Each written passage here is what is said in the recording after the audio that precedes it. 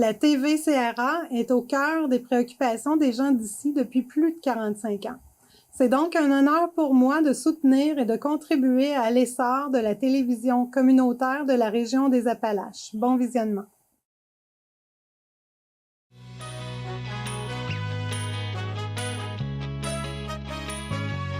Madame, Monsieur, bienvenue à votre émission habituelle d'information Appalaches en quelques mots. Les travailleurs et travailleuses de la coopérative Citadelle de Plessisville, qui embouteillent du sirop d'érable pour plusieurs producteurs acéricoles, ont déclenché mercredi dernier une grève générale illimitée après avoir rejeté l'offre finale et globale de l'employeur. Ils ont rejeté l'offre en question dans une proportion de 72,3 %.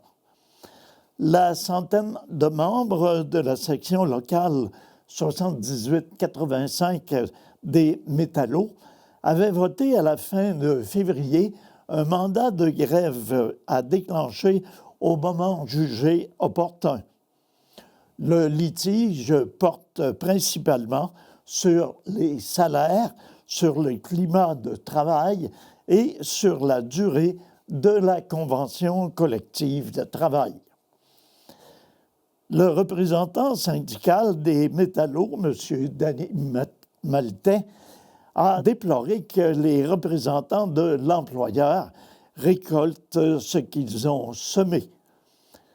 La direction a laissé s'envenimer les relations de travail dans l'usine, a refusé de retourner négocier après le vote de grève et a préféré forcer un vote sur une offre insuffisante, a poursuivi Danny Maltais.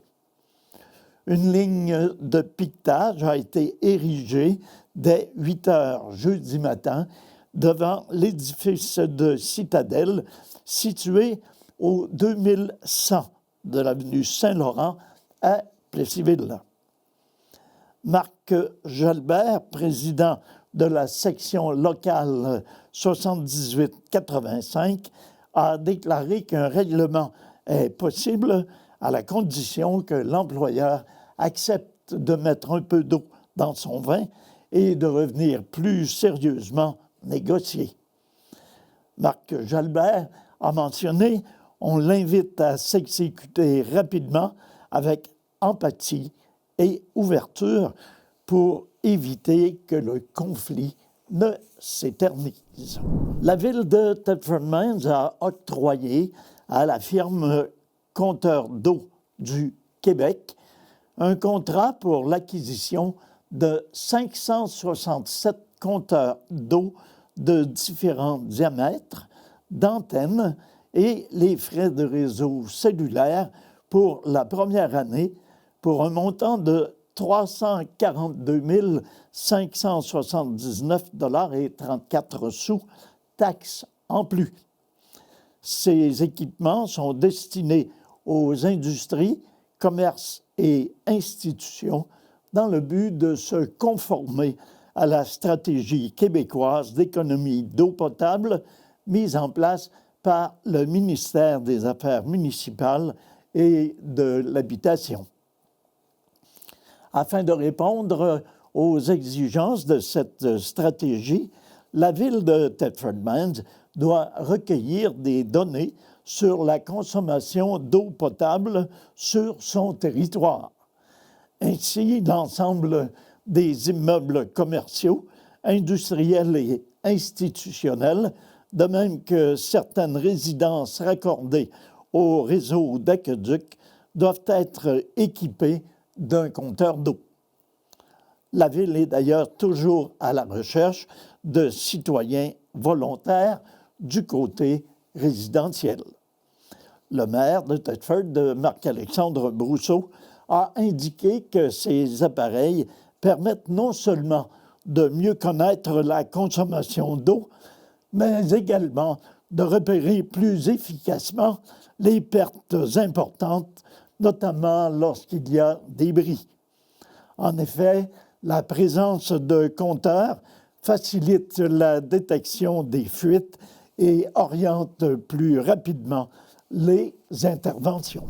La ville de Thetford Mines a autorisé la poursuite des démarches en vue de l'organisation d'une mission à Innisfail, en Alberta, pour un groupe de 4 personnes, dont le maire et le directeur du service de l'urbanisme et du développement économique.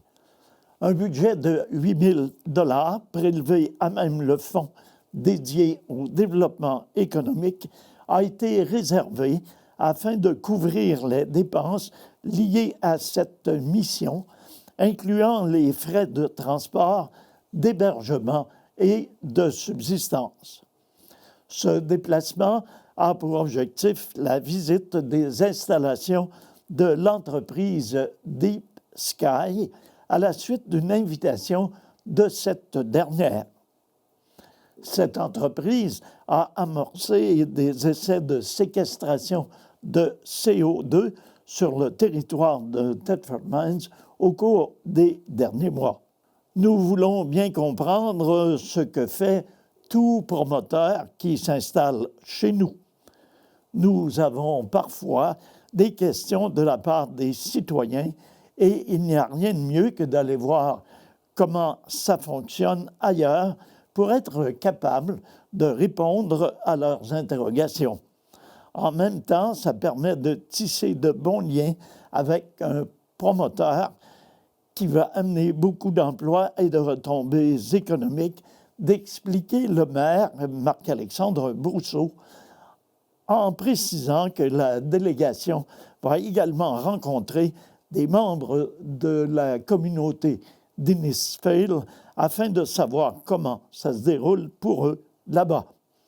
La mission devrait avoir lieu vers la fin du printemps. Le contrat visant la réparation des murs de maçonnerie de la rivière Bécancour par Béton Projeté a été octroyé à l'entreprise DM Structure pour une somme de 221 886 $, taxes en su. Les autres soumissionnaires étaient le groupe Diamantex avec 222 260 $, Excavation Bolduc avec 305 272 $ et Coffrex avec 594 042 $. Dès le mois de juin 2026, les lignes 310, 411 et étoile 4141 seront progressivement délestées. Dorénavant, tous les appels urgents devront être faits au 911. Pour les appels non urgents, ils devront être faits au poste local de votre région, à savoir pour Thetford Mines et région, au 88 338 0111. Le respect du corridor de sécurité lorsqu'un véhicule d'urgence, une dépanneuse ou un véhicule de surveillance est immobilisé et que sa flèche jaune lumineuse, ses gyrophares ou ses feux clignotants sont actionnés est obligatoire depuis 2012. Un petit rappel ne peut qu'être bénéfique. Au niveau de la sécurité routière, si l'on croyait que la conduite avec capacité affaiblie était un dossier réglé, il faut déchanter puisque encore au début du présent mois de mars, pas moins de 3 autres arrestations pour conduite avec faculté affaiblie ont été effectuées sur le territoire de la Sûreté du Québec du poste Appalaches-Lotbinière. Le 12 mars, vers 7h30, une automobiliste de 59 ans de Thetford Mines a été arrêtée pour conduite de véhicule avec les facultés affaiblies par l'alcool sur le chemin du Mont-Granit Ouest à Thetford Mines. À la suite du refus de la dame en question de se soumettre à l'appareil de détection d'alcool, cette dernière a vu son permis de conduire être suspendu pour 90 jours et son véhicule a été saisi pour 30 jours. La dame a été libérée par citation à comparaître. Le 14 mars, vers 20h30, un automobiliste de 21 ans de Wheadon a été arrêté pour conduite de véhicule avec facultés affaiblies par l'alcool sur la route de l'église à Thetford Mines. À la suite du refus du jeune homme de se soumettre à l'appareil de détection d'alcool, ce dernier a vu son permis être suspendu pour 90 jours. Comme il y a présence d'antécédents en semblable matière, le véhicule a été saisi pour 90 jours et l'homme a comparu à la suite de cet événement. Et le 15 mars, vers 3h30, un automobiliste de 38 ans de Thetford Mines a été arrêté pour conduite de véhicule avec capacité affaiblie par l'alcool sur la rue Bolduc Nord à Thetford Mines. L'homme a fourni des échantillons d'haleine avec un taux d'alcool de plus du double de la limite permise par la loi. Son permis a été suspendu pour 90 jours et son véhicule a été saisi pour 30 jours en raison des taux obtenus. Il a été libéré par citation à comparaître. La Sûreté du Québec a également eu forte affaire sur le territoire Lotbinière-Appalaches avec les grands excès de vitesse. D'abord, particulièrement sur le territoire de Thetford Mines, le 15 mars, vers 21h30, sur le boulevard Frontenac-Ouest à Thetford, un véhicule a été intercepté à une vitesse de 94 km/h dans une zone où la limite maximale est de 54 km/h. L'homme de 33 ans de Gatineau a vu son permis de conduire être suspendu pour 7 jours, en plus de recevoir une amende de 627 $ et 6 points d'inaptitude. Le véhicule a été remisé.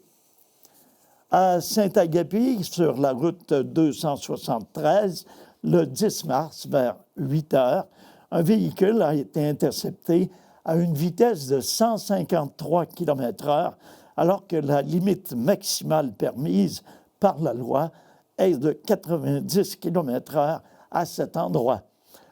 L'homme de 25 ans de Lévis a vu son permis de conduire être suspendu pour 7 jours, en plus de recevoir une amende de 1 318 $ et 14 points d'inaptitude. Dans le même secteur de Saint-Agapi, sur la route 273, le 10 mars vers 9 heures, un véhicule a été intercepté à une vitesse de 161 km/h, alors que la limite maximale permise est de 90 km/h. L'homme de 42 ans de Saint-Agapi a vu son permis de conduire être suspendu pour 7 jours, en plus de recevoir une amende de 1 468 $ et 14 points d'inaptitude.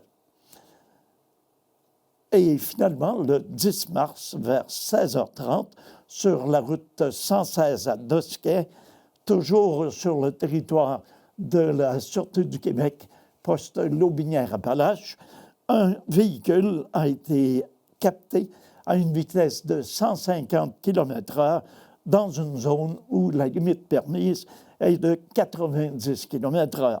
L'homme de 37 ans de Dosquet a vu son permis de conduire être suspendu pour 7 jours, en plus de recevoir une amende de 1 168 $ et 10 points d'inaptitude. Enfin, la Sûreté du Québec invite toute personne qui détiendrait de l'information au sujet d'un événement ou qui est témoin de comportements jugés suspects à communiquer en tout temps de façon confidentielle à la Centrale de l'information criminelle de la Sûreté du Québec au 1-800-659-4264.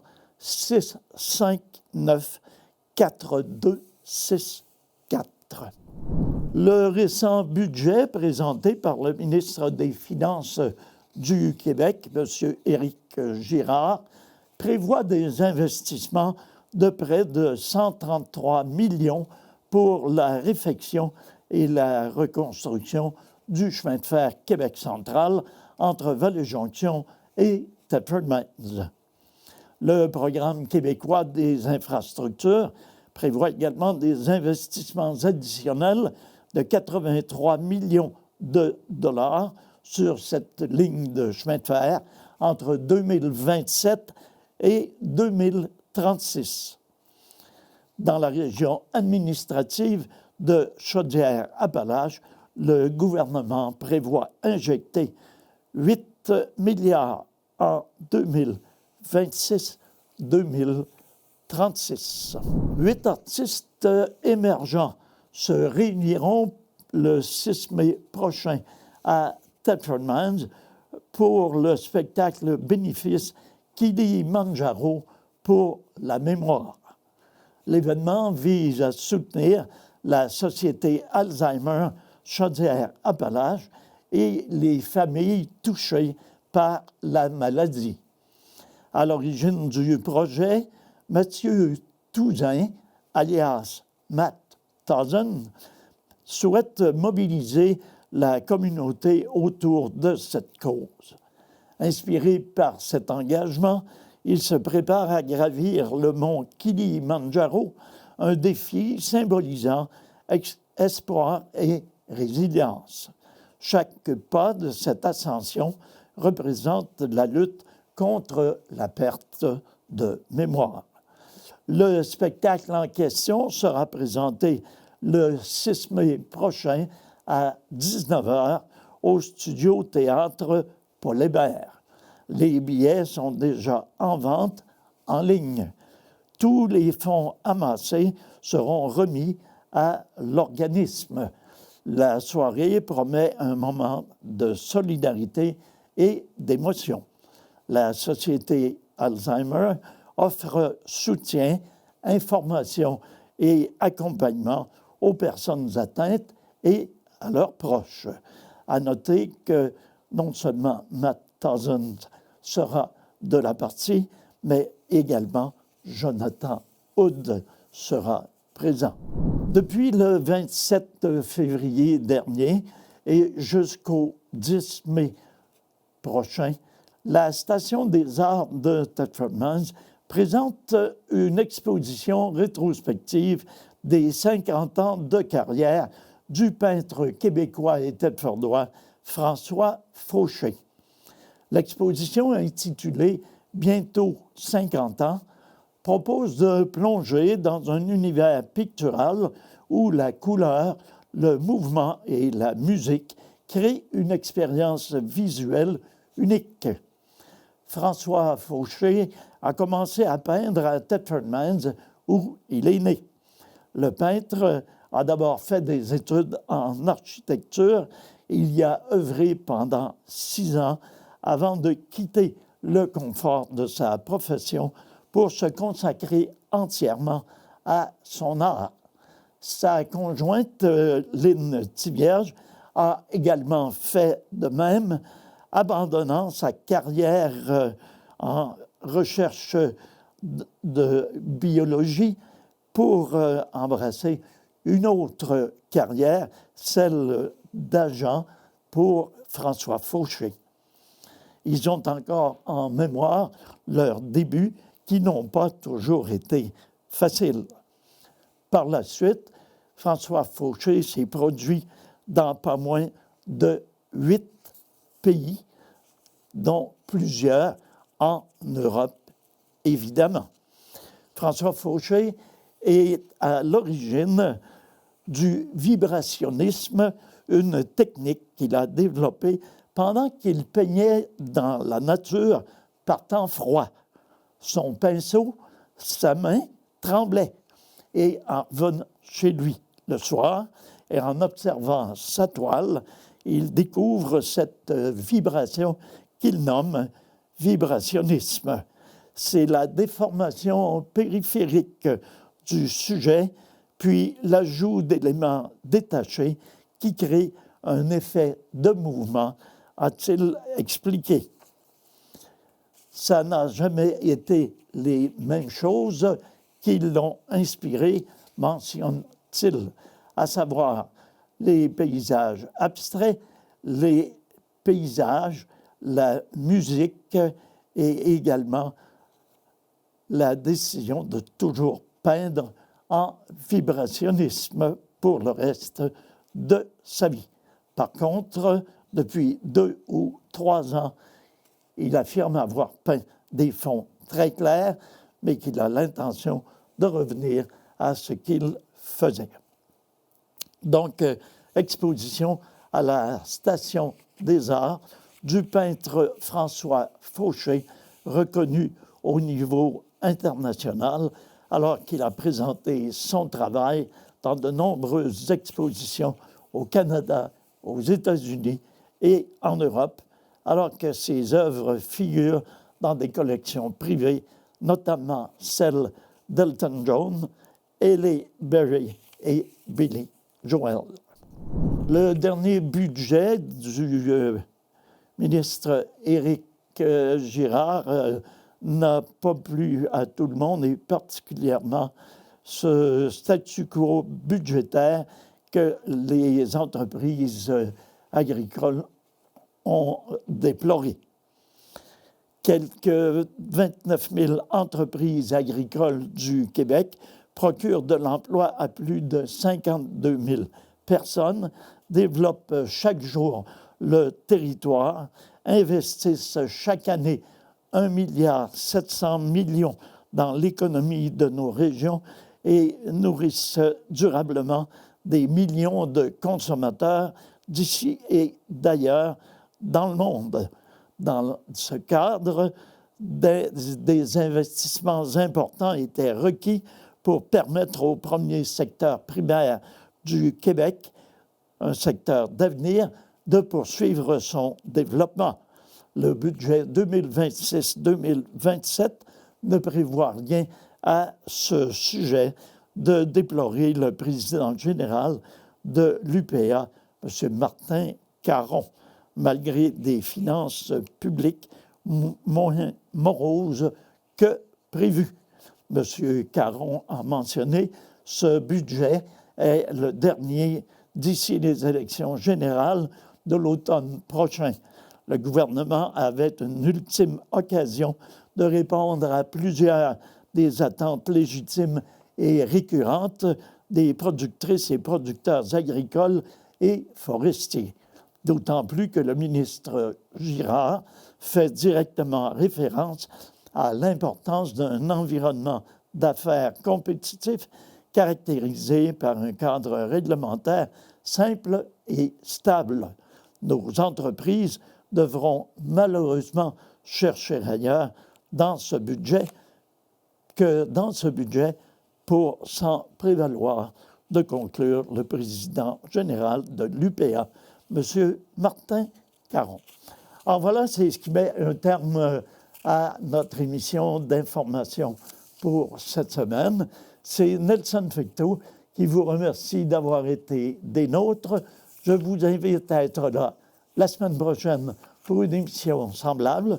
À tous et à toutes, une excellente semaine. Prenez soin de vous et prenez soin des vôtres.